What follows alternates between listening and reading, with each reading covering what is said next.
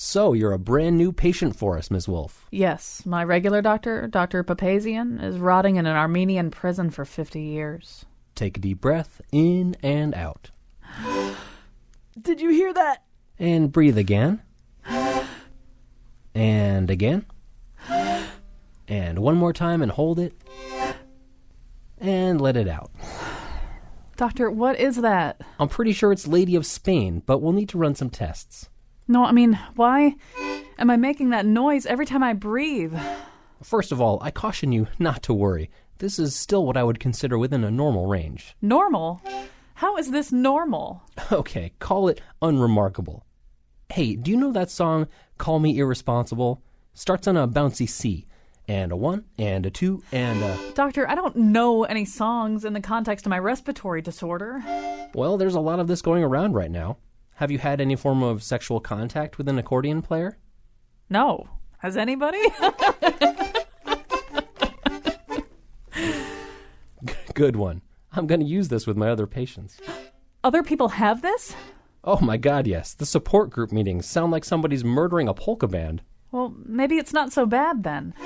Because accordions have become really cool in the last 2 decades, which is the point of our show today. And now, he spent his junior year in Switzerland learning to do the chicken dance. Colin McEnroe. I happen to be somebody who has a hard time picking up dance steps, so I realize an entire year of my college career is a long time to have to learn to do the chicken dance. But that's actually how long it took me. I did it really well at the end of that year. By the way, the chicken dance actually it originated in Switzerland. I did that amount of research.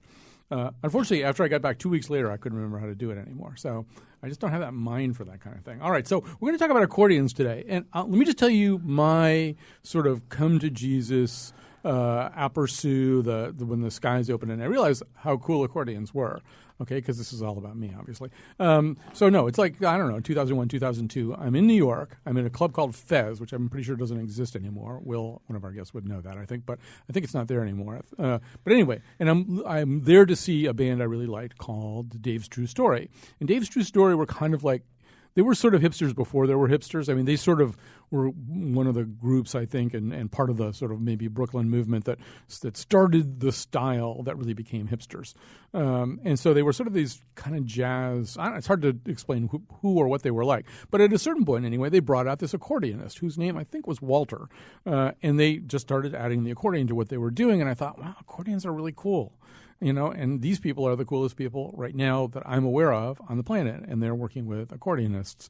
And then I sort of thought back, and I realized how much I'd been listening to accordions pretty much all my life. You just don't necessarily think about it that way. And I do think that Americans are accordion bigots. We're going to get at why that is today. But Americans, I mean, I can't tell you how many people, including like the person I live with, said, "You're doing a show about accordions?" And I said, "Yes, we're going to do a show about how cool accordions are and how if you lived anywhere else in the world, if you lived in Argentina, if you lived in Paris, if you lived in the Balkans, if you lived on the Texas-Mexico border, if you lived in New Orleans, you would know right away that accordions were cool and the people who played them were really good musicians. And we wouldn't even be having this conversation, but instead we're sitting here in the Northeast, and I have to explain, or my guests have to explain all over again how cool accordions are. Anyway, you will leave this show converted. Let me tell you who's here. Well, also, one of the other people who started us down this road is Will Holzhauser. I mean, as fate would have it, Will was available when we were in New Haven earlier this summer at the International Festival of Pancakes, Arts, and Ideas, and so he became our house band there in the lobby of the study on whatever, the Chapel Street in New Haven. And Will is the accordion player for Regina Carter, but for many other groups as well. And he has his own trio, Musette Explosion. We'll be talking about that and playing some of their work. Then we discovered, Wolfie got all involved in the show, and so she discovered Corey Pesaturo, a multiple award-winning accordion player from Rhode Island. He's here in studio with us. And Christine Crowder, an accordion player who specializes in klezmer and other Eastern European styles and is a member of the accordion, violin, viola trio, Bivolita. Bivolita? And Brian Slattery plays in that? He does, He's our dog, Brian Slattery. That's right. And it's Bivolitza. Bivolitza? That's Bivolitza. right. I didn't do a very good job of that, did okay. I? All right, so I scarce know where to begin, but I thought maybe just for starters we could very quickly run through That's where we're going to begin. Thank you for reminding me. So a little bit later in the show, you're going to hear a short taped interview. It's actually an edited interview, and we'll have the full version of it on our website with James Fearnley, who's the accordionist for the Pogues.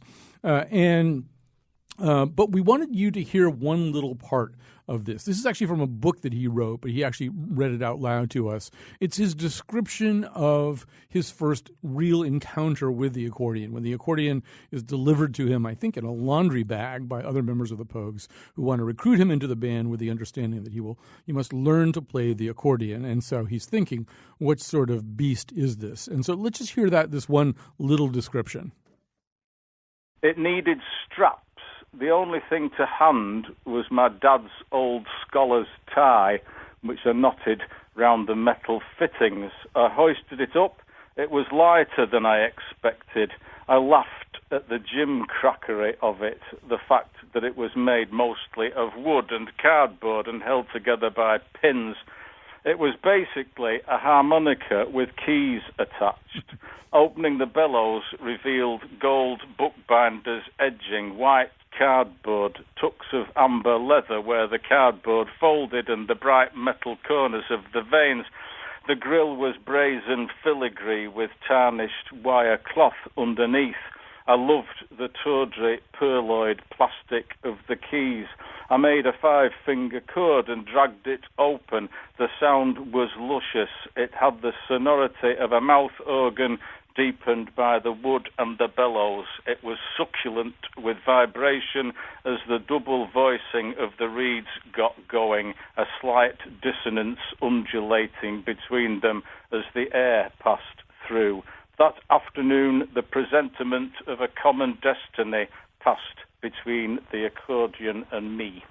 Will Holzhauser, as you hear that, there must be some resonance because, as I understand it, the Pogues and that particular gentleman are one of the reasons, anyway, that you hold an accordion as for a living these days. Absolutely. The Pogues, when I was in high school, I grew up in Boston, and in the 1980s, I was interested in, among other things, punk rock. And that's how the Pogues drifted onto my radar. And I just loved their sound. I loved their music.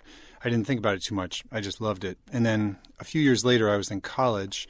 I was studying mostly jazz, piano, and composition. And a friend of mine gave me an old accordion as a surprise. And it, again, James's description of being given his accordion resonated with me because my friend gave me this thing that he picked up in a rummage sale. It was super old. It smelled terrible. It was moldy. It was musty. But it made me laugh. There's something funny about it right away, which was great, which is not, I didn't find the piano funny. Right. So anyway, but I immediately thought of the Pogues and wait a minute, that's what I can try with this is maybe we could do something kind of like what the Pogues do because they're so great. So, Corey Pesaturo, we'll all do our accordion discovery stories. I did mine. He did his. How is it that you happen to be holding an accordion right now? Well, I mean, my dad had played accordion back when accordion was cool and was the thing to play. So this is like a Yankovic kind of thing, the father-to-son accordion transfer. I guess you could say. He quit for 40 years and then took it out when I was 9. And, my story is it is the first instrument. It wasn't I was a musician or something and someone brought me an accordion. The first instrument I ever touched was the accordion. Mm-hmm. And I've stayed with it, which seems to be, I don't know, different because lots of people go off to piano or start on piano and go to accordion. But the accordion has been my thing the whole time. And I think you, maybe the most of all of our guests, are kind of an accordion evangelist. I don't know how much Will cares whether anybody else plays the accordion. We can ask him about that in a second, or Christina. But you really want the accordion to change its status in some ways, right? You're bringing the gospel of the accordion. Yeah, well, it's kind of been a lifelong, mission to make the accordion cool and respectable again. Like you said, in all these other places where it is, but in much of America since about 1960, 65 or so, it's kind of been more of a laughingstock for most of the time. Well, with all these musicians, when I watch them, when I've been on their websites, I've been listening to their music, and I'm just constantly bowled over, even though I've try to school myself on this a little bit by what the accordion can do and what they can do with the accordion. Corey, since you happen to be holding your accordion in your arms right now, you want to give us a little blast, give us a little sort of sense of your virtuosity on this instrument. What style, I guess, did you want? Something well, newer I've been watching you play a lot of sort of Ellington stuff and a lot of sort of pretty much straight ahead jazz music, but in your own unusual way. I mean, do you want to do that? Well, I can do that. All right. So if we can do something more accordion-like or something less accordion-like, we'll do that.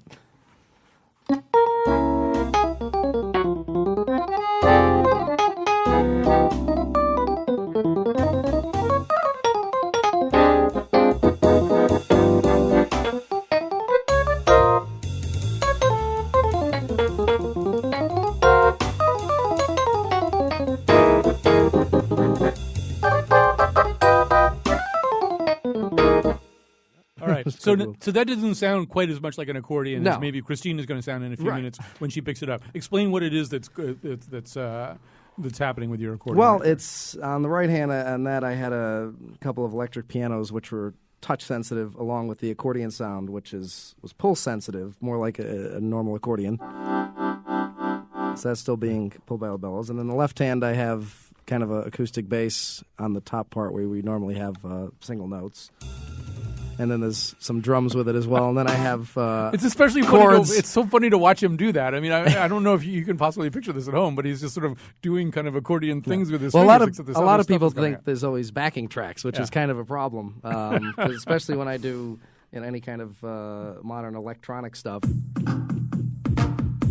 There's no backing tracks. I am playing everything. It just would sound like this if I was doing just accordion sound. Right. You have to look at our website later, WNPR.org. We'll give you pictures. You kind of give us get a kind of a sense of this. So, Christina, first of all, so you probably want to play the accordion first, or you're close enough to your mic. Tell us how you came to be playing the accordion. Well, my Finnish grandmother from Oregon, sent me a check for Christmas when I was in college, and she said, "Happy Christmas, go buy an accordion." And I was just horrified because I was like, oh, geez, I'm already very uncool, and now I have to get this accordion. She was not a woman that you would disobey, really, in this respect. But then, I discovered that there was all this great music that I could play on it. I took it with me when I went to England, and I played in the streets and the tubes in London with my 3 songs, and I started learning Irish music, and then I discovered Bulgarian music, and then slowly, then I discovered klezmer music.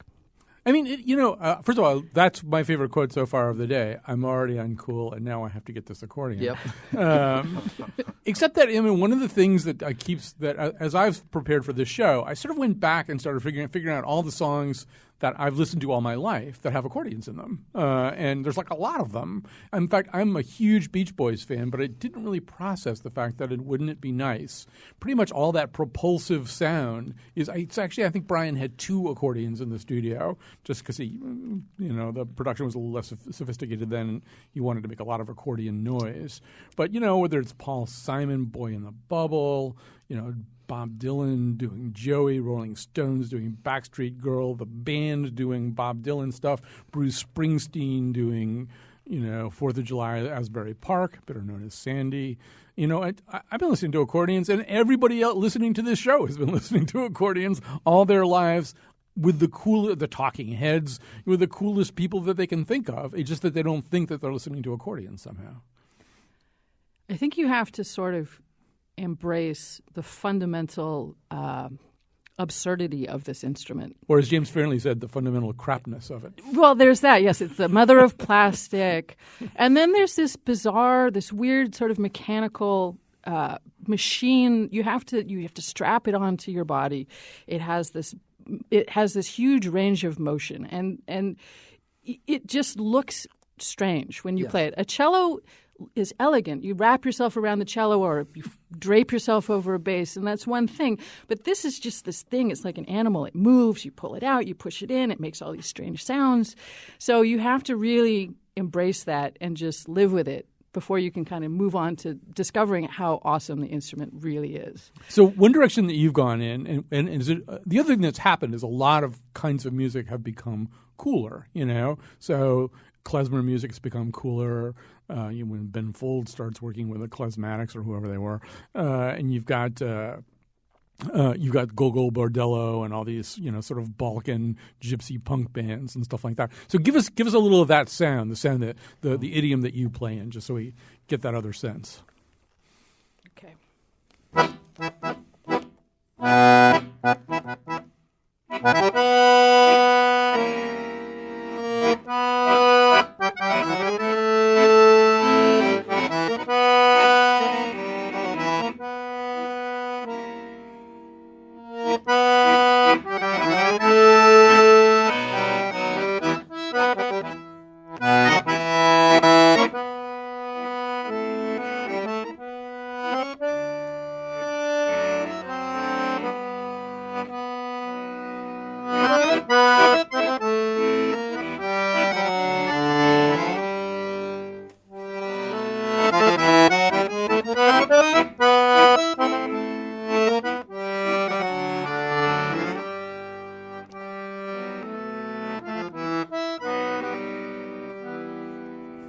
All right. I feel as though we should have cafe tables here and tiny cups of extremely strong and acrid coffee that we're drinking while this is all happening. So one of the things, and we'll talk more about the history and nature of the instrument a little bit later, but Will Holzhauser, one of the things that I'm aware of just listening to the two of them and having heard you play a lot the day you worked with us, and we're going to be playing some stuff from your upcoming CD in just a second, is this is kind of an instrument that, I mean, I guess you can't say that an instrument can do anything, but, it really can do a lot of things. It's not like a cello, and it's not like a tuba, and it's not even really like a piano, just in terms of the amount of things that it can do.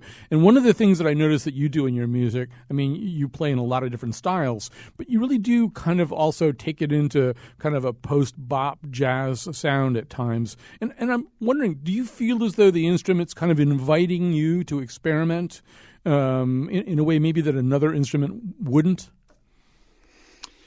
Yeah, in a sense, because at least coming out of playing jazz, there haven't been as many jazz accordionists as there have, maybe jazz musicians on other instruments. So, and there's a sense of, as we discover all these kinds of music from around the world, discover for ourselves, that is, they've always been there for people who play them, but there's this feeling of possibility and openness. And to me, just the physicality of the sound, the way the overtones rub together, the way the richness of the bass notes, the different effects you can get with the reed settings from really low to really high. Oh, I didn't realize you had an accordion with you in there. I wasn't sure whether you actually had one with you. Yeah, okay. Accordionists always have that. Yeah. But it's, as you said, the instrument it's a great blender in terms of working with other people, and it's also a great sonic palette in terms of, creating something of your own. There's just a great, world of possibility, both in terms of like I was saying, the sonic, the physicality of the sound, and also the different things that you hear people around the world doing. And, the more I listen to accordionists from around the world, the more inspired I get to, you might hear an inflection or a sound or something like that makes you think, oh, I could do this a little differently, or I could try something like that. All right, so now that I know that you're armed and dangerous, give us like a little 60-second Will Holzhauser riff before we go into the Pogues interview. Okay, here's the tune I wrote called Department of Peace.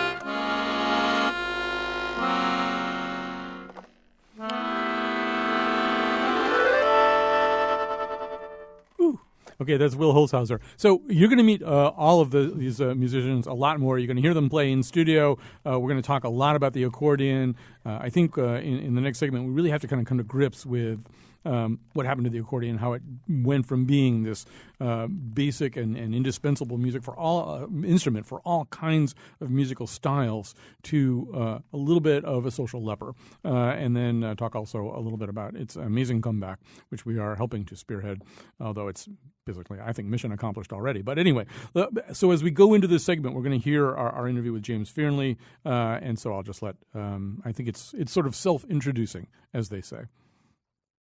This is very exciting. James Fearnley is the accordion player for the Pogues and the author of the memoir Here Comes Everybody, the story of the Pogues. He's many other things besides, and we'll come to some of those things as we go along here, but we really want to talk to him, obviously, about his love and mastery of the accordion. Here in the U.S., for a long time, the accordion really was stigmatized and kind of reviled. And I don't think that's true in most of the world. I think if you go to Greece, if you go to Spain, God knows if you go to Argentina, if you go anywhere where there's a Zydeco kind of Cajun tradition, it's assumed that the accordion is kind of a virtuoso's instrument. It's something that you have to be good to be able to play, and it's often the featured instrument. But for some reason, I think we can come up with a sociological explanation why in the U.S. that was not the case for many years. But I wasn't sure about the British Isles. Obviously, in Irish trad bands, they do play concertinas and accordions. But what was the reputation at the moment that you picked up an accordion? I think it shared the same crapness that you get with the sort of ethos of gypsies. And I think gypsies are I know that they're looked down upon by many people in England, but that's just the design element, I suppose. Another thing that maybe was ridiculed in England and always has been is the way that it's attached in people's minds to Morris dancing. I don't know if you're familiar with it. I'm familiar with Morris. I have my own horse on a stick right here in the studio. Oh, so. Okay. Well, Morris dancers, they are ridiculed nationwide. And justly so. So I think it's got that kind of connotation. You know, the other thing that the accordion has, for good or ill, I think, but I think in your case for good, is sentiment. There's a sense of it's a very sentimental instrument. I think you could argue that any musical instrument in the right hands is a sentimental instrument. But there's something, and maybe this explains the actual preemptive decision by the Pogues that there was going to be an accordion, is that there's something emotive, naturally emotive about an accordion that goes a little farther, I think, than any musical instrument I can imagine. Yeah, I think there's a risk of sentimentality with it that I think it does well to just shy away from. And that's where it works best, in that area before you get to sentimentality, where you do have the dissonance between, you can choose a dissonance between the reeds. I know that the French and I think Germans, but not quite so much, the French sound of accordion, there's the three reeds going a lot of the time, which is your kind of conventional Parisian, evokes Paris better than probably anything, apart from an onion, or a beret, or a striped shirt. It's right in bicycle. There. Yeah, I kind of get what you mean about the sentiment part of it. And I would imagine playing it also, there's something about, when even the description that you read from your book, there's something very organ-like about it, not like a pipe organ, but it's resting on your chest, and it breathes, right? You're operating essentially its lungs, and it's emitting its own plaintive sound as well. This really, it's about as close to having a baby or something that you play as you could come. Well, carrying a baby, as in pregnant, it would be a funny place to carry a baby, but indeed, to have a breathing thing so close to your chest that you're carrying all the time. Yeah, indeed, it's. I never even thought about that particular aspect of it, but it is like having a living thing very close to your heart. At the same time, it is one of the daftest damn things to strap onto your chest ever. I'm trying to think of things that you strap onto your chest. There aren't that many anyway, but... No, there aren't that many, and it's pretty daft. So the day you picked up a guitar, you had in your mind or were trying to get out of your mind, I don't know, Eric Clapton, Keith Richards, who knows, but when you pick up an accordion, when you picked up this accordion or your first accordion, you don't necessarily have weighing on your soul, this huge anxiety of influence, I would assume, about other accordion players, right? You're did you feel kind of free to make up your own accordion style because you couldn't name 200, you could name 200 guitarists probably, but you couldn't name, 2 or 3 accordionists probably on that day? No, in fact, probably none. None at all, I would say. I'm just trying to think if I would even known of Lawrence Welk at that time. I doubt it. Yeah. But because it's kind of like an empty canvas in a way, one of the first things I started to do on the accordion was to play hymn tunes, because with the bass you can do that stepping up through a triad that you can get in hymn tunes on the bass pedals.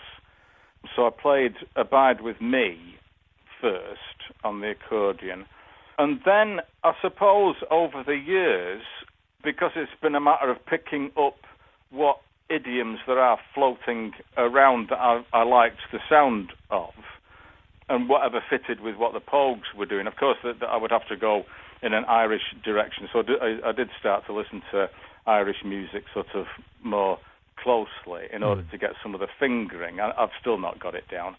But then to go towards brass section configurations as well, and even rhythms like on Stax or James Brown or Booker T and the MGs and stuff like that, just the chord structures and rhythms and the stabs. For me, it was a bit of a playground because I had nothing to head towards. So, James Fernley, one thing that we know around here is that accordions are occasionally the object of humor. And so there was a famous cartoon in America that showed the devil greeting somebody and saying... Oh, that's a Gary Larson. Gary Larson, welcome to hell, here's your accordion. Yeah. And to paraphrase a Frank Skinner joke, the definition of an optimist would be an accordionist with a pager. I hear that you've been trafficking in accordion jokes in your emails to one of our producers. So do you want to... Do you want to give us one? Terry Woods, the cittern player in the Pogues, said to me, James, do you know what the definition of a gentleman is? So I said, no. A gentleman is a man who can play the accordion but doesn't. Well, that's as good a place to end as any. James Fernley is the author of Here Comes Everybody, the story of the Pogues, a band in which he plays the accordion. We'll go out with a little of his fabulous playing. Thanks so much for joining us today. Yeah, nice to talk to you. A very last chance. And if you cut me, don't you think I feel it's this body play, it's this heart made of steel. You're my London girl. The way that you walk, my London girl. The way that you talk, my London girl. Just the sound of your voice, I ain't got no choice.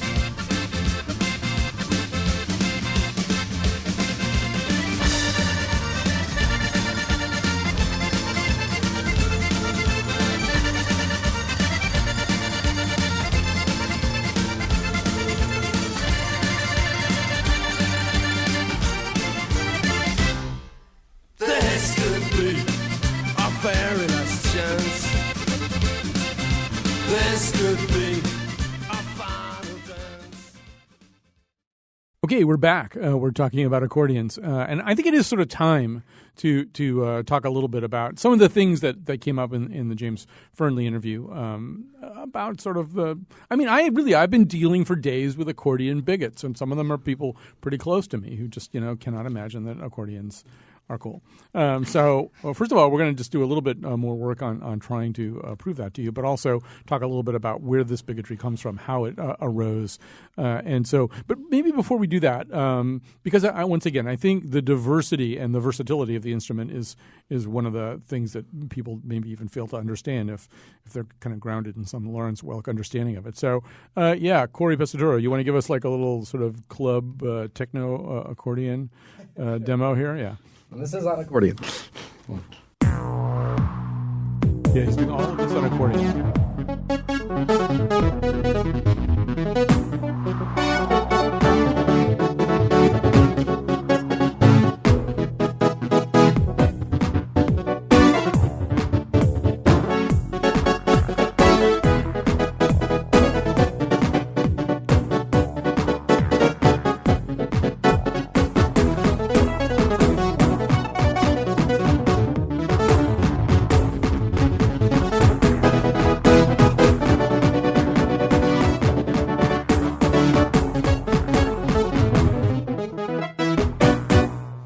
Right. Make it up. So let's talk a little bit about this, the stigma, and sort of where the stigma comes from. So one theory, okay, Will, there's a book called Squeeze This by Marianne Jacobson, in which you are mentioned, I think, in the introduction. She is the person who tried to really write a history of the accordion. We thought about having her on, but we've got 4 accordionists. I mean, where do we have time for a historian? But so one of the theories that she posits, and I'm going to let all of you react to it a little bit, but I'll start with you, Will, is that somehow or other the accordion wound up counterpoised to the rise of rock and roll. As not that the Rolling Stones and the Beatles and people like that didn't use accordions or at least open reed instruments, and not, but somehow or other when it wasn't rock and roll, when it wasn't Elvis, when it wasn't Bill Haley and the Comets, it was like Lawrence Welk somehow or other and Myron Florin, and that this was just so far the opposite of rock and roll that it came to be seen as this kind of treacly enemy of rock and roll. And does that argument, you're way too young to have any direct experience of that, but does that argument make any sense to you, or do you have a different theory about how how the accordion got stigmatized? No, that theory makes perfect sense. And I think, I was not there in the 50s and 60s, but I was there in the aftermath, in the 70s and 80s of that idea of cool, the rock and roll idea of cool with, with maybe James Dean as the paragon of cool. And the accordion was not bad. The accordion, I think, during that time was seen as the good kid's instrument. You take lessons, you do what your parents tell you, you play the accordion. If you want to be a little bad and a little cool, then you play rock and roll and you play the guitar. Mm-hmm. So I think there's a lot that goes along with that. Also, I think it was seen as an ethnic instrument, ethnic in quotes, that old idea of, it was played by the Italians or the Polish in America, and then during the 50s and 60s, a lot of people saw that as something they unfortunately wanted to get away from. And then there was also a sonic aspect. The accordion used to be very difficult to amplify.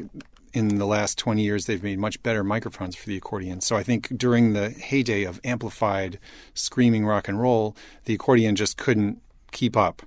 The microphones sounded terrible, and I think that was one thing that maybe was annoying to people. So I think that I agree with her theory, and there are many, many aspects to it, I think.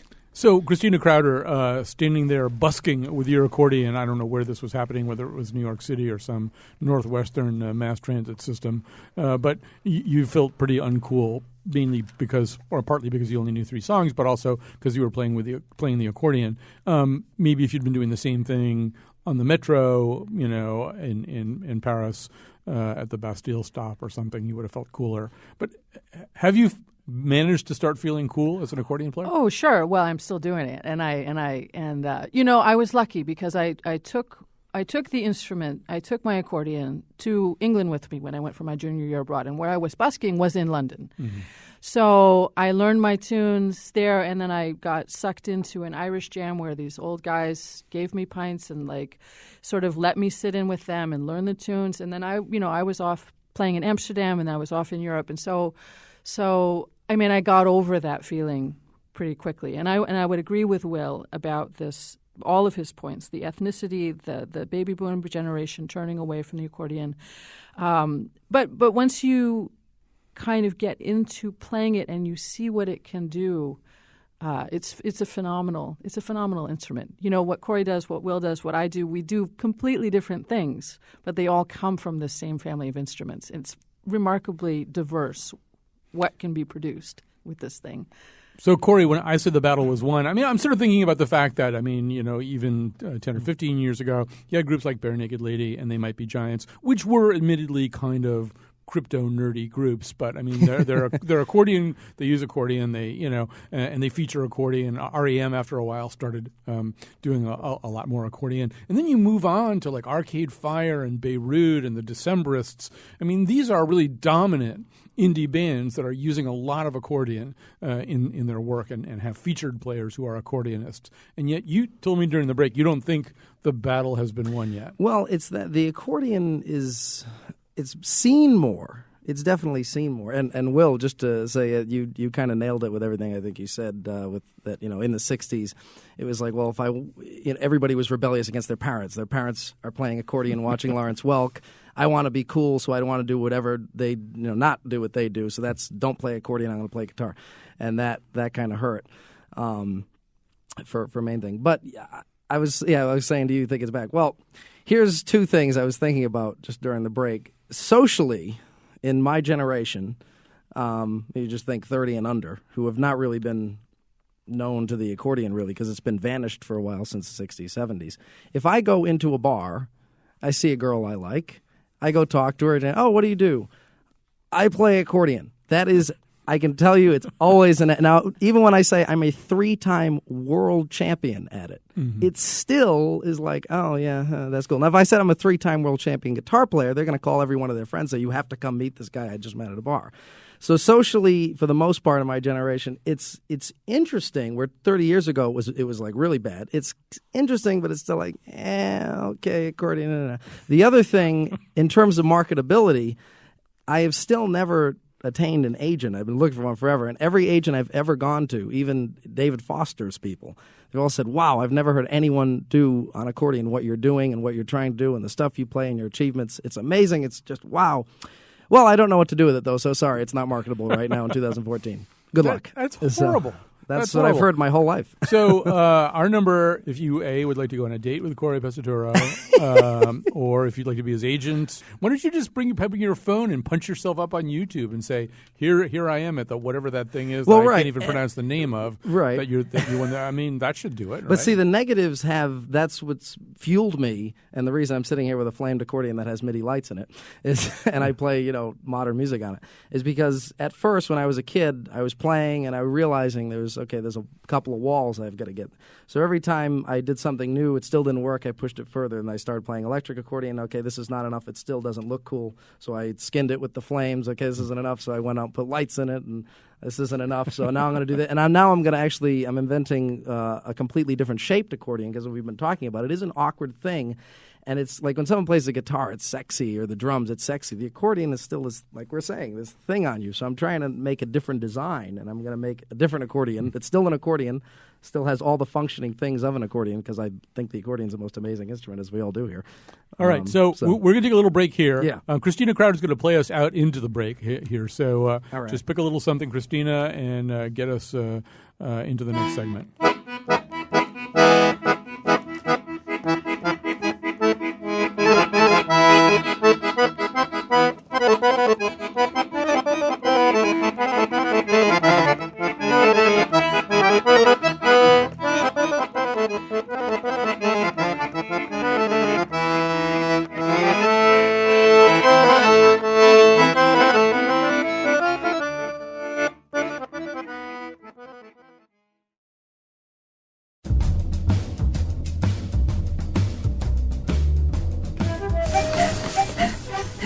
This respiratory problem is a really big drag when I do my running. Today's show was produced by Betsy Kaplan and me. Our interns are Josh Nalea and Katie Pikus. Greg Hill appeared in the intro and tweets for us at WNPR Colin. The part of Bill Curry was played by Lawrence Welk. For show pages, articles, and videos of the Faith Middleton Show staff's Martini and Polka Party, visit our website, WNPR.org. We'll also have a much longer version of the Pogues interview as a web extra. And now, back to Colin. All right, we have so much ground to cover in so little time. Anyway, let me just tell you once again who's here. Corey Pesatoro, multiple international award-winning, international champion accordion player from Rhode Island, came up here today for this show. Christina Crowder, accordion player who specializes in klezmer and other Eastern European styles, and is a member of the accordion, violin, viola trio Bivolizza? I did that? That's okay, right. All right. That's exactly right. Thank you. Will Holshouser is many things, including sometimes the house band of the Colin McEnroe Show. He's got his own trio called Musette Explosion. They've got a new CD coming out right at the end of the show today. We're going to be playing some of that CD for you. What's the CD called again? What's the new release called, Will? It's called Introducing Musette Explosion. All right. So one of the experiments that we're going to try to do here today, Kyone Wolf, every time we do something like this, she has to try to learn how to play whatever it is. And she's now, you've learned banjo, harmonica, ukulele, spoons. We've had her play all kinds of things. That's awesome. So I'm going to have her get one little piece of advice from each one of you. So, Will, you're going to have to sort of mentally picture Kyone sitting there with Christina Crowder's accordion strapped to her. What's one thing you want to say to her before she attempts to play it? Don't pull too hard on the bellows. Keep the airflow kind of light. All right. Now, Corey, you get to give her one piece of advice.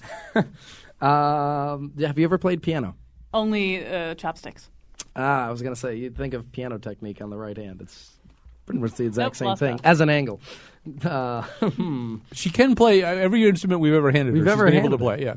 So, I mean, I'm functional, but it's not going to be too pretty. all right. Put your third finger on the marking on C. That's probably good. We'll start with C, right? All right, Will? I can feel it. All right.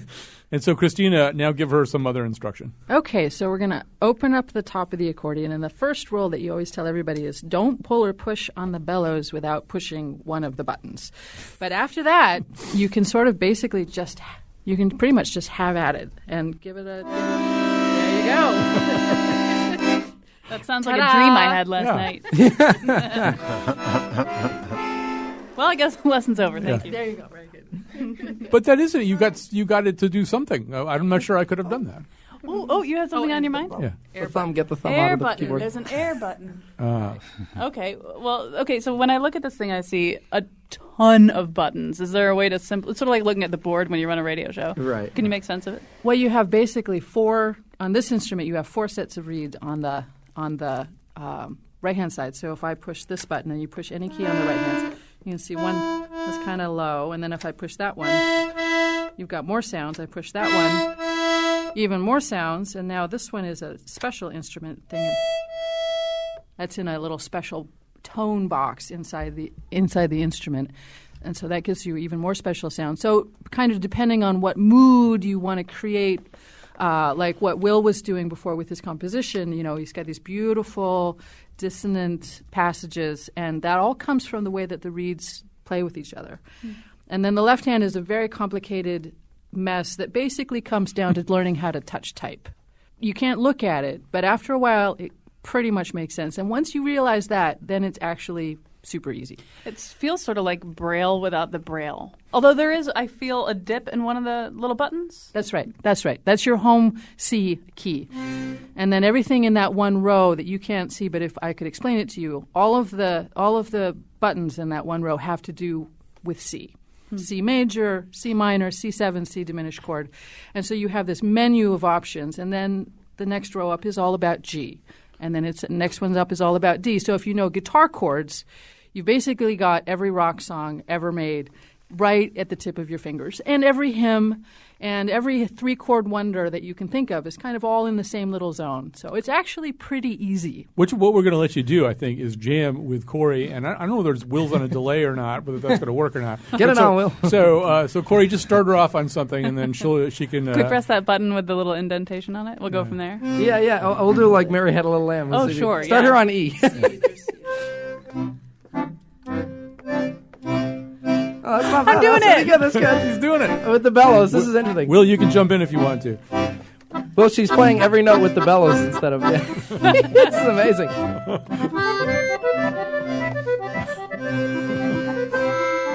I want you to know that those flourishes are totally me right now. Yeah, the flourishes are. This reminds me when we did the harmonica show, we were talking about how the harmonica is an instrument that is one of the few instruments, if not the only, that you can't see while you're playing it. Yeah. And in a way, this is halfway like that because these buttons on my left hand, I have no idea what I'm doing. You have to. The thing is, that's the benefits because you can't feel them. It's like you're blind. You have to learn them. You have to memorize them. So it's actually easier. You can't cheat. There's and no you way can you can cheat. feel it. You Yeah. can really get your guts engaged. And that's exactly it. You have this beautiful breath control with the bellows. And that's what gives it on the one side the sentimentality that, we're sort of put it in the dark zone there in the late 60s, but it also gives you this beautiful control right in the middle. You can be rhythmic, you can be harmonic, you fill this great space, and it's like breathing like a clarinet, but without having to blow. So All right. it's great. I'm going to grab a quick call here. We got a lot of people calling up here, too. Really, this could be a 3-hour show, though I think a 3-hour accordion show might end my career. But here's Anthony in West Hartford. Hi, Anthony. Hi, thanks for taking my call. I'm a composer of I guess we would call classical music. The same sort of shift in attitude has occurred in classical music over about the same time of the past 30 years. I got a commission about 10 years ago to write a piece for accordion and ensemble and electronics. And at first, I was like, oh, great, an accordion piece. And a few of my colleagues kind of snickered. And then I started working with it, and I was amazed at the sound that you can get out of the instrument. Right. And Will, this is something you can speak to, because I sense that you're kind of straddling a bunch of different lines right now. But, as we here in Hartford have this amazing new chamber music series where, just top flight artists like Roomful of Teeth is coming in next year. And that's my sense, too. In the area that he's talking about right now, there are serious composers, not pop composers, not indigenous music writers, but sort of serious composers who are also really interested in the accordion. Yeah, that's right. And I think the boundaries are becoming fuzzy in all these different kinds of music. So, pop and classical and jazz are all kind of, streaming together. I played a piece a few years ago by a really great Italian composer named Bruno Moretti, who was a composer of new classical music who had studied with Nino Rota. And that was a very folk-influenced piece. It was very melodious. It was edgy. There's a lot of crazy dissonance, too, but a lot of sweet melodies. It was perfect for the accordion. I should mention that we're going to end the show with Will's band and their song from the new release, Swing Valse. And let me just grab, I can just grab one more. We had so many people calling in here. Let me grab a call from Garris. I think it says Garris here. Hi, Garris, you're on the air. Hi.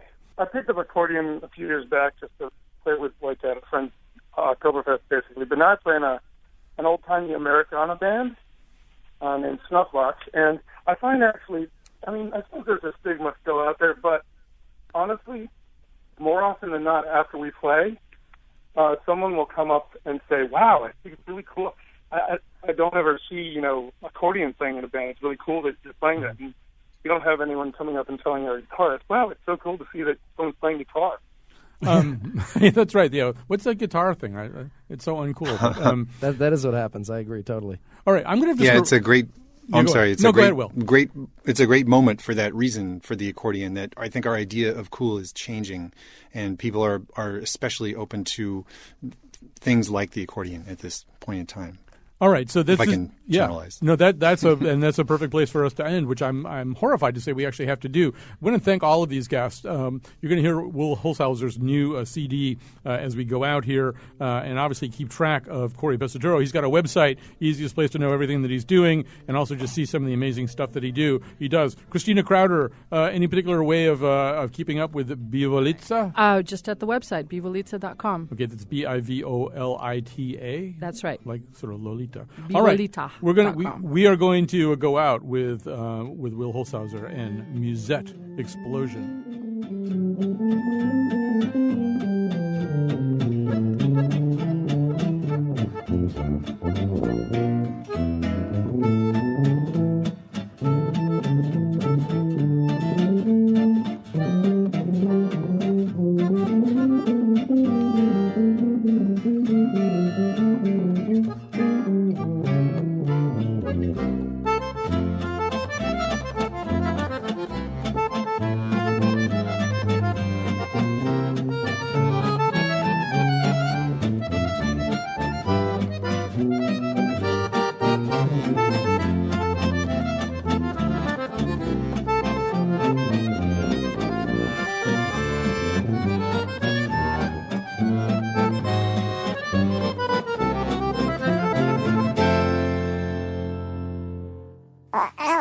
Okay, I'm going to put you to sleep with a little lullaby from my accordion.